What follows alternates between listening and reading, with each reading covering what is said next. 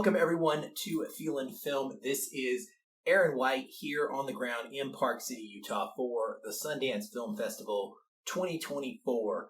And this is going to be my day 3 vlog with some thoughts on films that I've seen so far.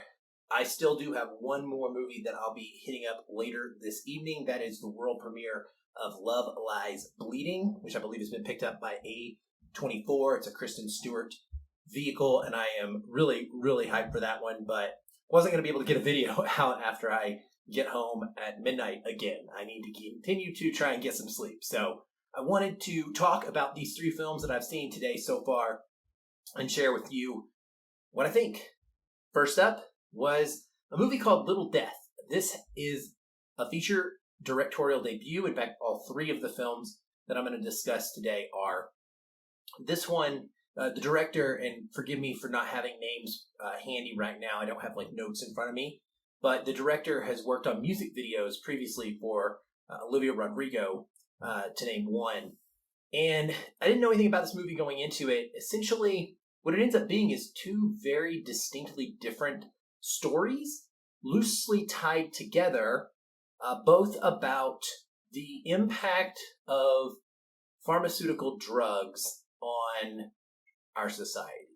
It seems to be kind of a hot topic. There's a lot of films about this in recent years. Just last year, we got Pain Hustlers, a movie about this kind of idea. The first half stars David Schwimmer as a Hollywood TV scriptwriter. He is sort of self-loathing and very depressed, and it's incredibly energetic. I can feel the influence of the music video experience this director has in the first half. There's all sorts of crazy animation on screen, and it's just vibrant, and it's attention-getting. It's always moving. Something's happening. Text is typing and appearing and then disappearing and then appearing again on the screen as this first half of the story is being told. Essentially, he is trying to get his first ever feature film himself funded, and it's a life story about him, but the studio wants to swap it and make it into a Freaky Friday type of deal. Well, not a Freaky Friday type of deal, but the studio wants to swap it and make it into a gender-flipped project where they turn the character based on him into a woman. And we watch as he goes through a very struggling period of his life. He's kind of not connecting with his fiancée, I believe. I don't think that they're married yet.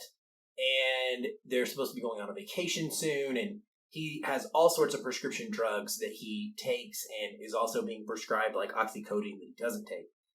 And it's kind of about his mental state and how it's affected by what's going on and how he kind of uses all these drugs and what perhaps that is doing to him, or maybe not doing to him in a positive way. So that's the first half of the movie, and it's really intriguing, probably better than I'm describing it, honestly. I don't know that I'm really selling it as well as I could be, but I very much enjoyed watching this guy go through his life, and I was curious what was going to happen and how his story was going to turn out. But halfway through the movie, it flips, and it becomes a whole different film. It's not as energetic, and it becomes very grounded, and it becomes a story about young people and their relationship to prescription drugs and how that affects their lives and their mental states and their relationships. This part of the movie was maybe even better than the first half, as taken on its own, but it's got great performances as well, and I really enjoyed the 2 individual halves of this film. Where it didn't quite work for me is completely coming together and tying the 2 halves into a singular story that had a satisfying conclusion or a message at the end of it. I didn't feel like I kind of got either one of those. I wanted more. I was left wanting, and that's never a good feeling coming out of a movie. But I was pretty satisfied overall with what I got, and this is a movie that I would definitely recommend to folks. This is a big swing to structure a film like this and have it be kind of 2 different tonally distinct parts that are definitely connected. I don't want to give it away how, but they don't continue one through the other. Once the break happens, it's a pretty clean break, and we leave the first half behind. So I definitely say check it out. This is something that gives me reason to look forward to whatever the director does next. That's LittleDeath. The next film I saw was called It's What's Inside. I had a horrible decision to make because two press screenings that were happening at the same time. One for It's What's Inside. The other one was for a movie called The Outrun, which is a new Saoirse Ronan movie and drama. And I really wanted to see that too.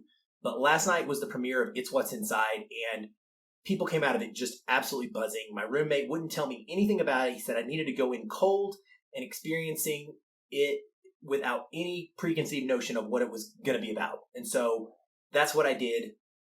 And I'm so glad that I made that choice. This film is awesome. It is probably the surprise of Sundance so far for me. It is a thriller, maybe kind of a comedy as well. And the setup, I'll tell you that much, is basically a college reunion to celebrate the upcoming wedding of one of the members of a friend group. That is not really all that uncommon. We've seen movies that get set up in this way before. Tonally, this movie is a lot like Bodies, Bodies, Bodies, with all of these different people coming together into a big house, and then stuff goes down. Now, this is not a horror movie. What we get to experience between this group of friends is really unique, and it is an incredibly smart and clever written movie.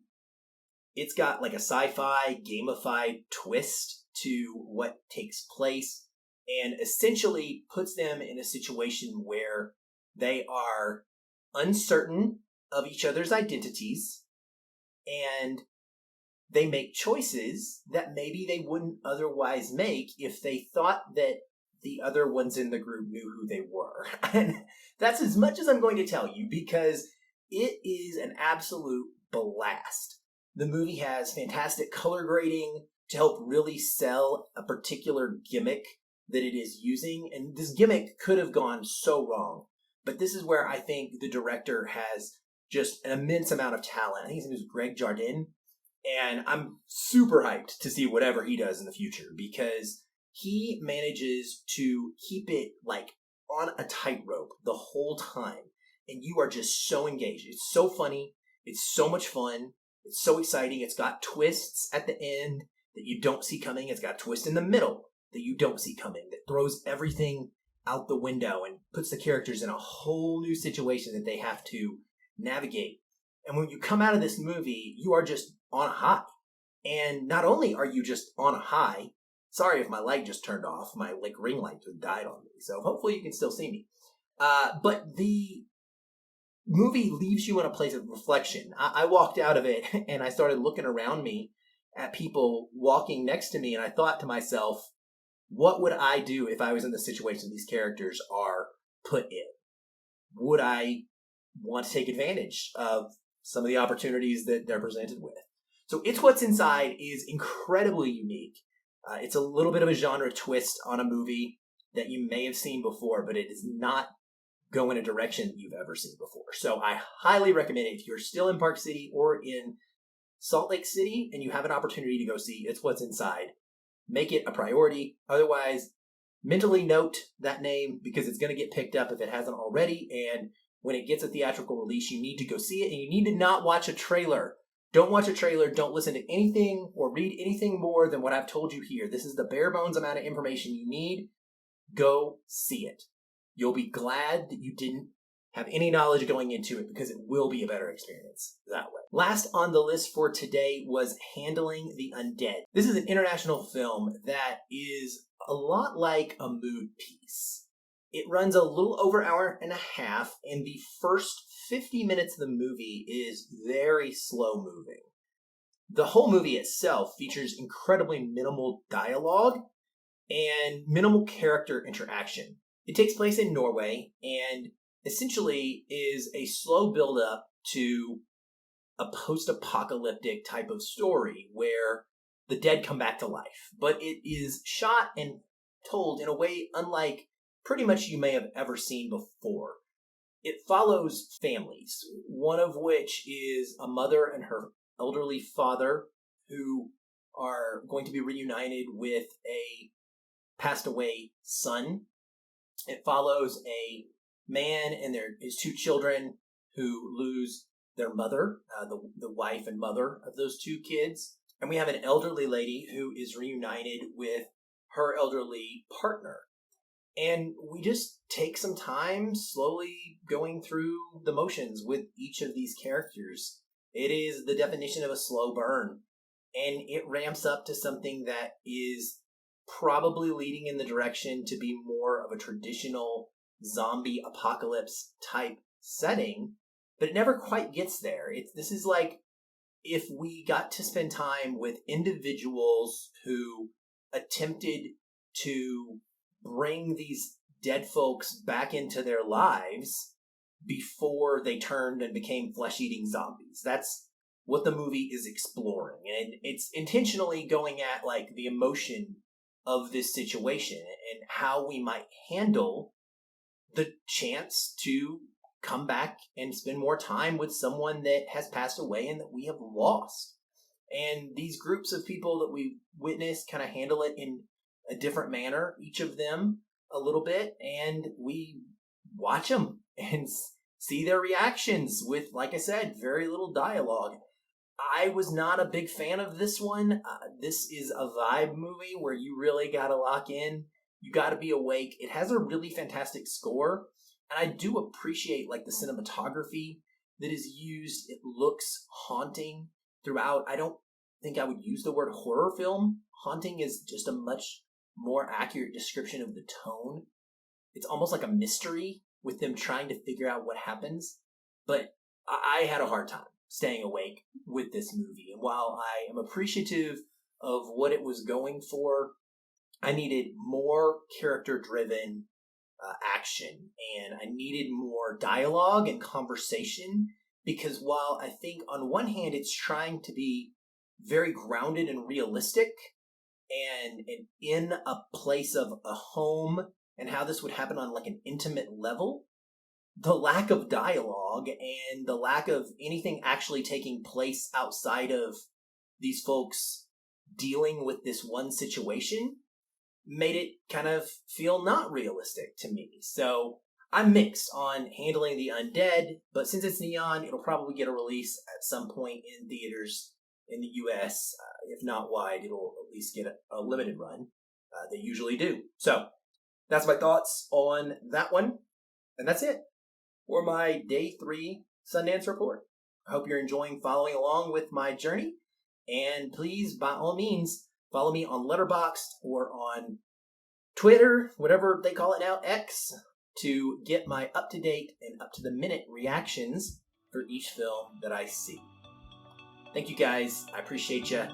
I'll be back soon. Until then, keep watching and keep feeling film.